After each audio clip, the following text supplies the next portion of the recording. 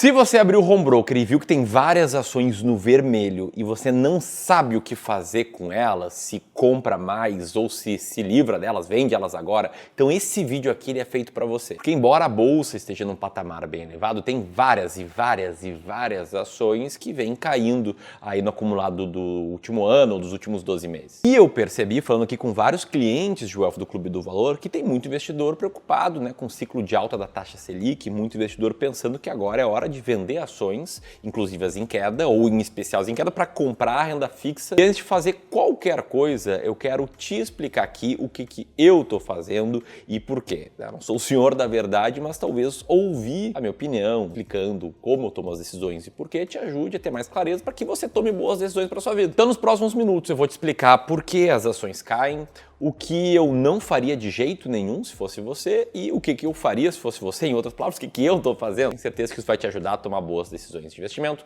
Se isso parece interessante, deixa o dedo no like que eu quero começar falando por que as ações caem e tudo começa com esse gráfico aqui, que eu já vou te explicar. Antes de mais nada, queria lembrar que estamos em setembro, estamos entrando nos últimos dias do Mestres do Capitalismo, experiência mais completa que eu já criei sobre educação financeira, experiência completa que vai além de investimentos, mostra tudo sobre organização financeira, sobre aumento de renda e sobre investimentos que eu sei e que minha equipe aprendeu aí nos últimos anos. Esse vai ser um dos links aqui na descrição, aperta lá para saber mais. Enquanto isso, eu preciso te explicar o que é a primeira coisa que você tem que entender, o que faz uma ação cair ou subir. E muito disso é explicado por esse gráfico aqui, que basicamente mostra o fluxo de caixa descontado. Por quê? Porque o valor de uma empresa, ela é, em tese, os fluxos de caixa futuros que essa empresa vai gerar, trazidos a valor presente, ou seja, descontados por uma taxa de desconto. E embora isso aqui pareça simples, talvez a primeira visão pode não ser tão simples assim, mas enfim, são poucas variáveis, É o fluxo de caixa do ano 1, fluxo de caixa do ano 2, fluxo de caixa do ano 3, até o fluxo de caixa da perpetuidade, multiplicado por 1 mais taxa de crescimento dividido pela taxa de desconto menos crescimento. Tá bom, não parece tão simples assim, mas enfim, embora seja um gráfico só, o fato é que há muita complexidade por trás dos números que os investidores usam e das estimativas que os investidores fazem nessa conta, quem faz isso. E aqui eu quero destacar 5 motivos que ajudam a fazer uma ação subir ou cair. O primeiro deles é a perspectiva para o setor. Perspectiva para o setor, se for boa, ela gera uma expectativa de maior fluxo de caixa no futuro. Se for ruim, ela gera uma expectativa de menor fluxo de caixa no futuro. E vou trazer aqui como exemplo um setor que está tomando pau nesse ano, que é o setor de commodities. Enquanto muitas economias são enraizadas no setor industrial, como por exemplo a produção de carros na Alemanha, de produtos voltados à tecnologia nos Estados Unidos e na China, setor têxtil nos países asiáticos, o Brasil é muito voltado na produção e exportação de commodities, que basicamente são matérias-primas para que os outros países façam o que eles fazem bem. Infelizmente, essa é uma característica brasileira, tem seus lados bons, tem seus lados ruins, mas para tentar explicar de uma forma simples, pensa como se fosse uma cozinha, em que o Brasil é o grande fornecedor dessa cozinha. Ele fornece a farinha, os ovos, o chocolate, o açúcar, e esses outros países, eles pegam esses insumos fornecidos pelo Brasil e fazem doces maravilhosos. Eles são meio que a confeitaria e o Brasil é o exportador das matérias-primas. Bom, nessa analogia, se a confeitaria encontra um fornecedor para aquele mesmo produto, cobra mais barato pela mesma qualidade, ele vai optar pelo fornecedor mais barato. Para que você entenda melhor, isso aqui que está na tela agora é a composição do índice Bovespa. As ações estão ali por ordem alfabética e se você der uma olhada aqui na composição do índice Bovespa, eu vou talhar aqui para ti. Com exceção dos bancos que vivem de crédito, o maior peso do Ibovespa está em empresas ligadas às commodities. É o caso de Petrobras, que tem aí cerca de 11, quase 12% de peso, Vale, que tem 11% de peso, Gerdau, que tem 1,4% de peso. E aí Petrobras vem caindo um pouquinho nos últimos 6 meses, menos do que a queda do petróleo Brent. A Vale vem caindo 25% desde o início desse ano, enquanto o minério de ferro caiu 31%.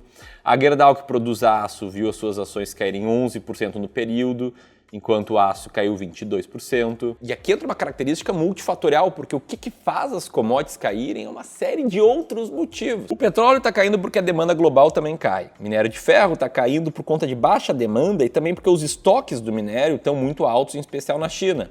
O aço está caindo por conta da crise imobiliária chinesa. E aí muitas ações de commodities acabam sofrendo, talvez algumas delas estejam na sua carteira. E esse aqui é só um dos fatores que afeta o preço de uma ação. O segundo fator é a perspectiva da própria empresa. Então a perspectiva mais micro. E o melhor exemplo aqui é o de Sanepar, que há alguns meses emitiu esse fato relevante, dizendo aí que requisitou o pagamento de um precatório no valor de 3,6 bilhões de reais. Tá escrito milhões, eu sei, vocês falam, Ramiro, você errou, são 3 milhões. Mas não, tá? Ó, coloca de novo. São 3 mil milhões. 1.000 milhões é 1 bilhão. 3 mil milhões ou são 3 trilhões, 3,6, eu parecia Dilma falando. Mas enfim, esse é um outro fator, porque a Sanepar recentemente vem crescendo bastante na expectativa de que em breve, talvez antes do esperado, não sei, ela receba esse precatório que corresponde a mais de 30% do seu valor de mercado. Outro fator, o crescimento ou não da economia. O crescimento do PIB, ele pode afetar positivamente o lucro das empresas, porque numa maré alta, todos os barcos acabam ali se dando melhor. Se esse aumento de lucro não estava ainda no preço, não estava ali sendo projetado como um fluxo de caixa por longo prazo, isso pode puxar as ações para frente, assim como contraintuitivamente a bolsa não é PIB. O Jay Ritter fez esse estudo aqui comparando o crescimento da bolsa de valores com o crescimento do PIB de vários países. A coluna verde é o crescimento do mercado de ações, a coluna amarela é o PIB per capita. Então pode ver que alguns cresceram mais o PIB do que a bolsa, como a Itália, outros cresceram pouco o PIB e muito a bolsa, como a África do Sul. E isso acontece porque, embora muitos investidores fiquem obcecados em tentar fazer uma análise macro, eles acabam se esquecendo que há vários outros fatores que afetam o preço de uma ação, como, por exemplo, o preço que você paga. Se você comprar ações mais descontadas, com um múltiplo menor, na média, existe uma maior probabilidade de você ter bons resultados no longo prazo. Esse aqui é um estudo que mostra o crescimento do lucro das ações, primeiro das 10% ações mais caras da bolsa, depois das de número 11 a 20%, e aí vai até as mais baratas, que são ações que estavam caindo o lucro. Depois ele compara o crescimento das ações dessas empresas nos anos subsequentes. Você pode ver que as ações 10% mais baratas, as 20%, as 30% mais baratas, na média, subiram mais que as demais. E tem ainda um outro fator que é a própria taxa de desconto. Lembra desse gráfico? Ali o denominador é a taxa de desconto. E aí um aumento da taxa de desconto que pode refletir uma expectativa de juros mais altos para o longo prazo ou uma percepção de maior risco para investir num determinado país, ele reduz os fluxos de caixa trazidos a valor presente. Consequentemente, quando isso acontece, o preço das ações acabam sendo pressionados para baixo. Por exemplo, entre 2014 e 2016, a bolsa caiu 27%. O que estava acontecendo ali? A maior crise da história brasileira. O PIB caiu 3 anos seguidos mais de 1%. As taxas de juros de longo prazo subiram, a taxa Selic subiu bastante, como você pode ver nesse gráfico. A percepção de que o Brasil era muito arriscado aumentou bastante também. Depois tudo meio que regrediu à média, voltou ao normal, a bolsa voltou a subir. Aí de novo, entre 2021 e 2023, taxas de juros subiram no mundo inteiro, percepção de risco aumentou no mundo inteiro, a bolsa brasileira caiu cerca de 16% nesse período que eu estou marcando no gráfico, enquanto a taxa Selic sofreu uma forte alta, assim como a curva de juros futuros. Isso que eu só citei 5 diferentes fatores que mexem no preço de uma ação, na verdade existem infinitos fatores, o que me leva à conclusão de que você tem que saber muito bem o que não fazer e também o que fazer para, nesse universo com tantas variáveis fora do teu controle, você conseguir mexer naquelas poucas que estão sob o seu controle e tomar as melhores decisões possíveis. Eu quero começar aqui sobre o que não fazer e, de novo, botando a minha perspectiva, o que eu não faço, o que eu evito fazer e oriento os nossos clientes de wealth aqui a não fazerem, e é tomar decisões com base em manchetes. Tipo, comprar Tesouro Selic só porque a taxa Selic subiu,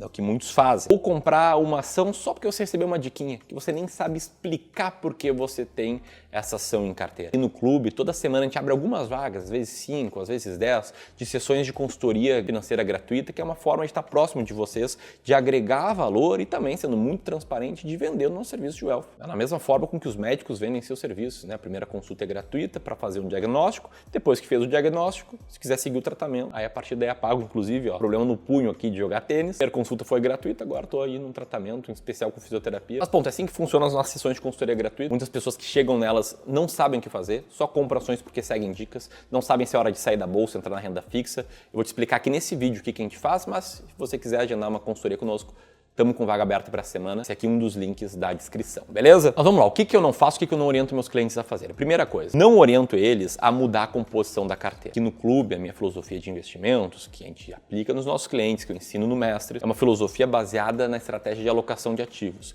Então, todo cliente nosso, ele tem uma carteira ideal a ser perseguida. Um exemplo aqui, eu vou dizer que essa carteira pode ser 60% ações, 40% renda fixa. O que eu não oriento eles a fazerem é, sei lá, baixar as ações para 20, aumentar a renda fixa para 80, porque as ações estão caindo, a taxa Selic está subindo. Quem faz isso geralmente acaba vendendo na baixa e comprando na alta. Eu tenho um exemplo perfeito para te mostrar. Isso que está na tela é a evolução das cotas de um fundo de investimento em ações do Itaú, né, linha laranja, e aqui linha cinza para cima são aportes feitos nesse fundo, linha cinza para baixo são resgates feitos desse fundo, e você pode ver uma tendência em que quando o fundo está subindo as pessoas estão comprando, quando o fundo está caindo as pessoas estão vendendo. Enquanto esse fundo rendeu até mais do que o Bovespa no período, rendeu 10% ao ano, o investidor, por na média comprar na alta e vender na baixa, viu na média um rendimento de apenas 0,4% ao ano. Mudar a composição da carteira é um erro. Aí quem pensa que, poxa, mas o Tesouro Selic rende muito. Deixa eu te mostrar, ó, nos últimos 10 anos ele rendeu 9,3% ao ano. Se você descontar custo, se descontar inflação, teria te sobrado cerca de 2,95% ao ano.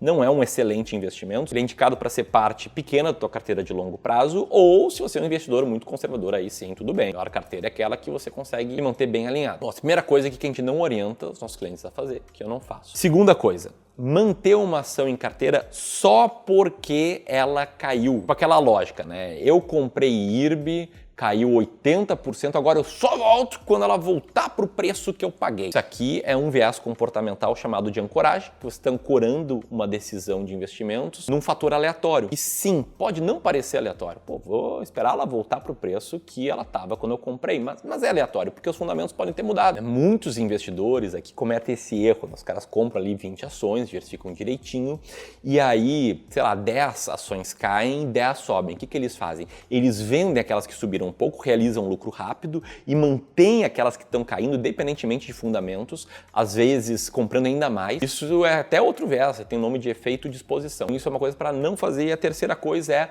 fazer preço médio sem analisar os fundamentos. A mesma lógica, né? A ação caiu, você vai comprar mais, porque agora eu vou baixar meu preço médio. Mas se você olha para essa ação e você pensa, bicho, eu não compraria essa ação hoje nem a pau. Os fundamentos mudaram, o caldo engrossou, a coisa está feia, os motivos que me fizeram comprar ela não existem mais, você não deve manter ela e muito menos comprar ainda mais, entendeu? Isso que faz, inclusive, te fazer seguir o efeito manada. Então, entendido aqui o que eu não oriento as pessoas a fazerem, o que eu não faço, a grande pergunta que fica é o que fazer? Foi para responder isso que eu criei uma estratégia chamada Sistema de Alocação Estratégica, que é um passo a passo que começa por você fazer um desenho ideal da tua carteira de longo prazo, que não vai depender da perspectiva da economia, não vai depender da taxa Selic, não vai depender da bolsa, vai depender apenas de ti, de quanto de risco você tolera e você está disposto a correr e de quais são os teus objetivos financeiros.